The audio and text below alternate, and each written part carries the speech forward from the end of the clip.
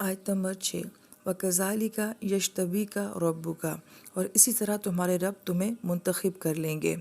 یجتبی کا لفظ اجتبا سے ہے، جس کا مطلب ہوتا ہے کہ کسی میں کسی خاص صلاحیت کو دیکھ کر اس کو کسی خاص کام کے لیے چن لینا۔ یہ لفظ انبیاء کے لیے بھی آتا ہے، اور عربی زبان میں جبن کہا جاتا ہے ٹیکس کے جمع کرنے کو۔ ظاہری بات ہے ٹیکس وہی دے گا کہ جس نے اپنی زندگی میں مال کمایا ہوگا، صاحب مال ہوگا، وہی ٹیکس دینے کی صلاحیت بھی رکھتا ہے۔ تو کسی خاص کام کے لیے کسی خاص کام کی صلاحیت کا ہونا۔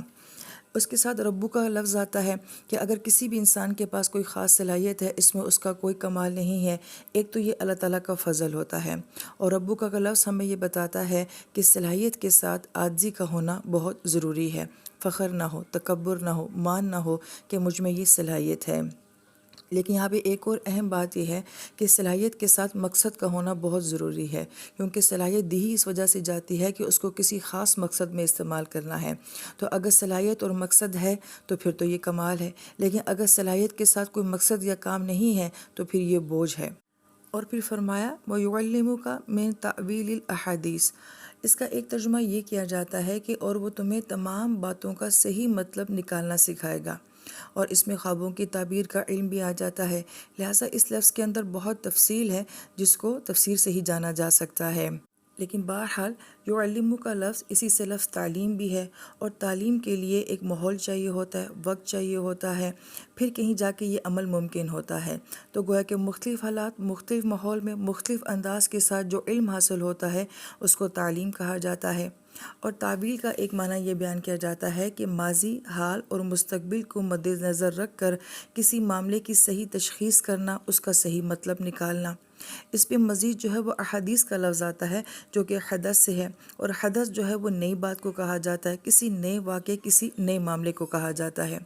اگر ہم ان تینوں الفاظ کو دیکھیں تو اس میں آنے والی یوسف علیہ السلام کی ساری زندگی کو بیان کر دیا گیا ہے کہ آپ ایک طرح کے حالات میں نہیں رہیں گے، آپ کو مختلف طرح کی دنیا میں جانا ہوگا، مختلف طرح کے لوگوں میں جانا ہوگا، مختلف طرح کی سچویشن سے گزرنا ہوگا،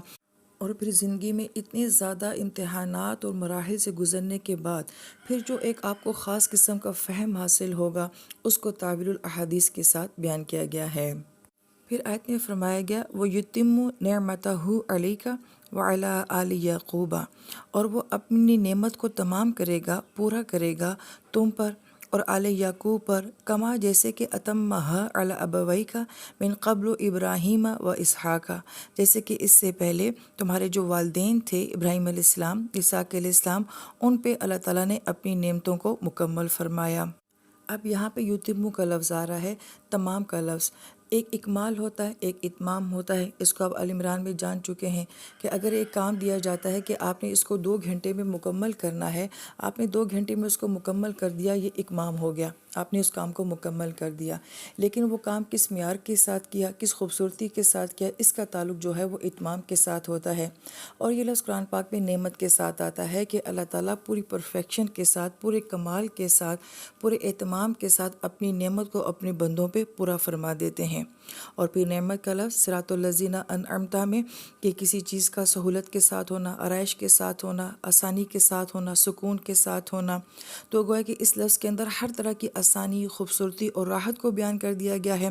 اس کا خوبصورت تعلق پچھلی آیت کے ساتھ کیا ہے، چونکہ پچھلی آیت میں ایک طرح سے ایک نیگیٹیوٹی کو بیان کیا گیا تھا کہ خواب نہیں سنانا، بھائی جو ہے وہ کسی قسم کا قید بھی کر سکتے ہیں، شیطان جو ہے وہ تمہارا دشمن بھی ہے۔ تو گویا کہ ہمیں لگ رہا تھا کہ ساری منفی باتیں ہیں وہاں پہ، لیکن یہاں پہ جو ہے ایک امید دلائی گئی ہے کہ نہیں، اس سارے امتحانات کے بعد کیا ہوگا کہ زندگی میں بہت آسانی آئے گی، بہت راحت اور بہت سکون آئے گا۔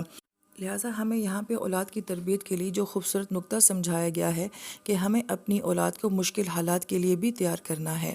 لیکن اس کا یہ ہرگز مطلب نہیں کہ ہم انہیں خوفزدہ کر دیں یا ہم انہیں نیگیٹو کر دیں، بلکہ انہیں ساتھ ساتھ آنے والے وقت کا مثبت پہلو بھی ہمیں دکھاتا رہنا چاہیے۔ ہم یہ کرتے ہیں کہ یا تو اپنی اولاد کو بہت ہی ناز و نعم والا بنا دیتے ہیں اور انہیں مشکل وقت کے لیے بالکل تیار نہیں کرتے ہیں۔ یہی وجہ ہے کہ زندگی میں جب حالات بدلتے ہیں تو پھر ہماری اولادیں وہاں ناکام ہو جاتی ہیں، ان حالات کو فیس نہیں کر پاتی ہیں۔ اور بعض یہ بھی جگہ ہوتا ہے کہ اولادوں کو اتنا زیادہ نیگیٹو کر دیا جاتا ہے کہ صرف مایوسی دی جاتی جاتی ہے کہ ان کے اندر کی امید کو ختم کر دیا جاتا ہے۔ تو یہاں پہ بڑا بیلنس انداز یہ بتایا جا رہا ہے کہ پچھلی آیت میں پورے حالات سچویشن سے آگاہ بھی کر دیا گیا، اور یہاں پہ فائنلی یہ بھی بتایا کہ اس سب کے بعد پھر بہت آسانی اور بہت راحت بھی ہے،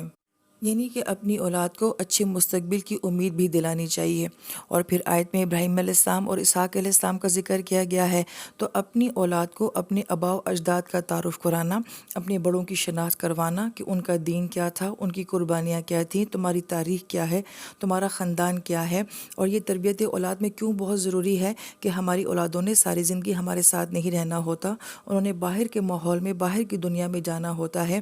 تو انہیں اپنے خاندان کا، اپنی لیگیسی کا پتہ ہونا چاہیے تاکہ وہ دنیا میں کہیں بھی چاہیں تو اپنے خاندانی معیار کو برقرار رکھ سکیں۔ ان ربک علیم حکیم، کہ بے شک آپ کے رب علم کے بھی مالک ہیں اور حکمت کے بھی مالک ہیں، کہ جو کچھ بھی یوسف علیہ السلام کے قصے میں ہے، کون، کہاں، کدھر، کیا، کس سوچ کے ساتھ کر رہا ہے، اس سب کا علم اللہ تعالیٰ کے پاس ہے، اور جو کچھ بھی یوسف علیہ السلام کی زندگی میں ہوا اس کے پیچھے اللہ تعالیٰ کی حکمت کا ایک نظام ہے۔